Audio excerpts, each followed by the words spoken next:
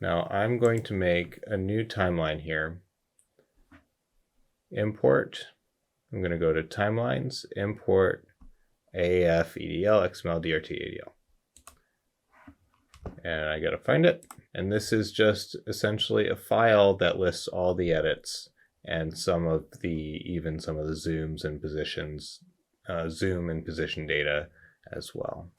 Normally I leave these as is.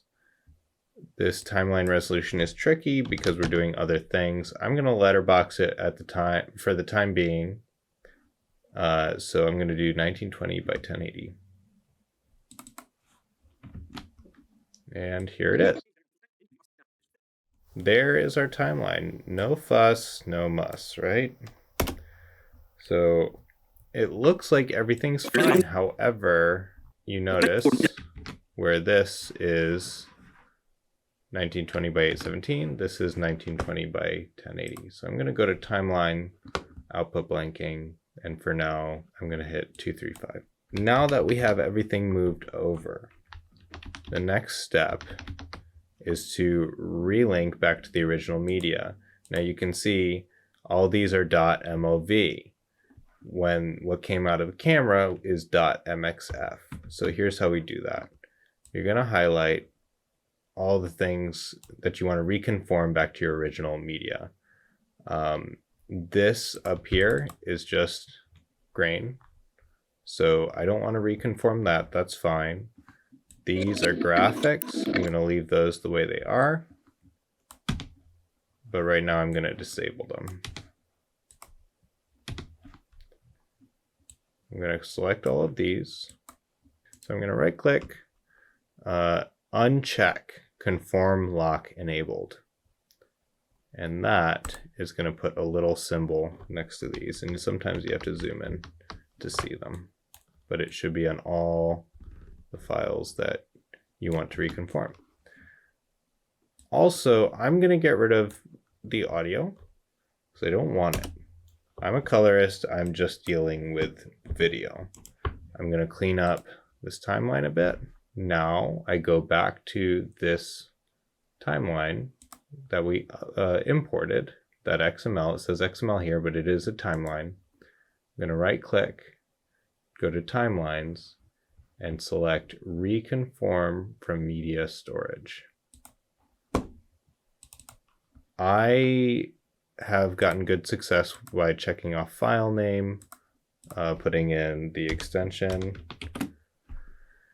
and seeing what happens. And you can see, it was nice and contrasty before. That was my primary correction, my primary corrected proxy files that I exported earlier, my dailies, if you will. And this is now my original raw media. So you can see .mxf instead of .mov, and now they all say that. So I'm going to go back, and now we want to bring in our reference.